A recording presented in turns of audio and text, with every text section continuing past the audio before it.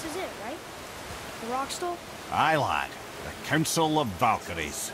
The Valkyries are of Valhalla, are they not? Glad to see you're paying attention, brother. You are correct.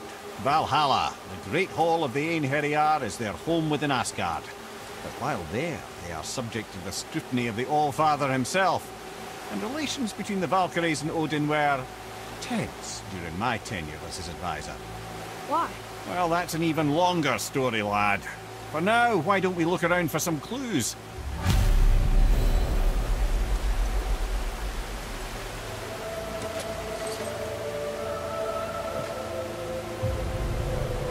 Whoa, you're back. Come here. Who is she? Gunnar, Mistress of War. After any conflict, big or small, she would be first on the scene, sussing out the worthy spirits for a free trip to Valhalla. A gruesome task, but she took great pride in it. Any conflict. Impossible. It's true. She had help from her sisters, of course, but Gunnar was always first to arrive. Her judgment of the fallen was unparalleled, and an invaluable resource to Odin. She was one of his favourites.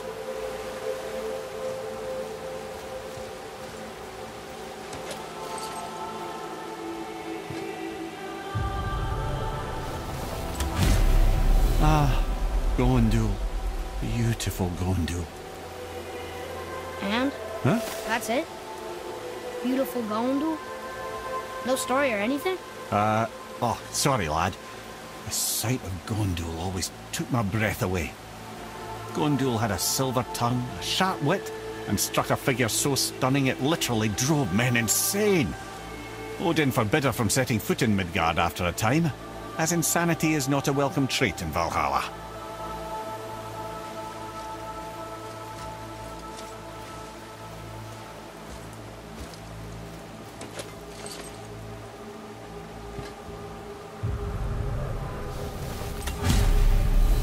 This is none other than Geirdriful, the Master of Arms in Valhalla, responsible for arming and training Odin's Einherjar. His what? His army come Ragnarok. The entire reason Valhalla exists, you see. The Einherjar wait in the Great Hall endlessly, feasting, drinking, and fornicating themselves silly. Once Ragnarok begins, Odin calls them into service to fight on his behalf. Geirdriful had her hands full training that lot.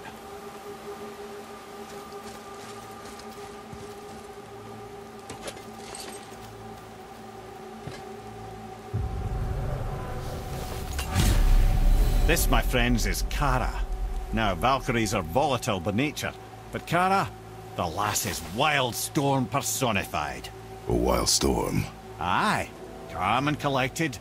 Then the air would shift and the fury of her storm would unleash.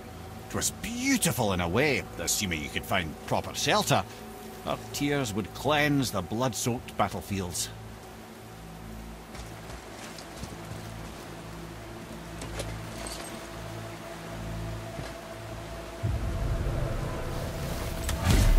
This is Rota, a chooser of the slain. I thought all the Valkyrie did that. Not exactly, lad. Although that is what they're most famous for, and by far their greatest responsibility. You've seen what happens to the dead without the judgment of the Valkyries. Hellwalkers. That's right. Rota, Gunnar, Skuld. Without them to clean up the aftermath of battle, hell overflows with souls meant for Valhalla. A sorry state of affairs. Rota must be beside herself.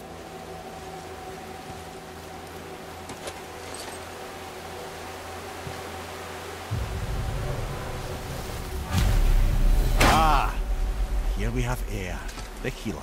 A Valkyrie healer? Strange. Eir was strange, as a matter of fact. Very quiet, very calm. Where her sisters were violent rapids, Eir was a gentle stream. She healed the wounds of both mortals and gods, and even a certain all-knowing sage who once drank too much and fell off a mountain. Not my proudest moment.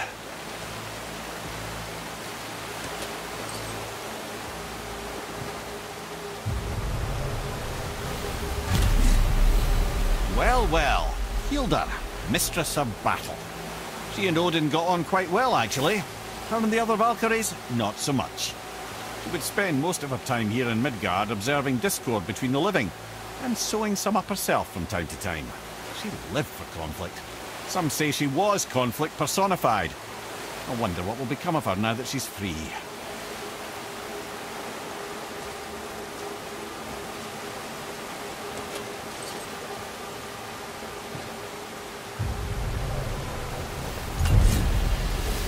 Olrun, once the daughter of a powerful chieftain. She fell defending him during a Reaver attack. Olrun was escorted to Valhalla, where she chose to devote her afterlife to the pursuit of knowledge above all else. Quite unusual behaviour amongst the constant drinking and feasting of her fellow Valhallian denizens. How'd she end up a Valkyrie? Odin. He saw a kindred spirit in Olrun's single-minded pursuit of knowledge. He appointed her as the Valkyrie's resident historian.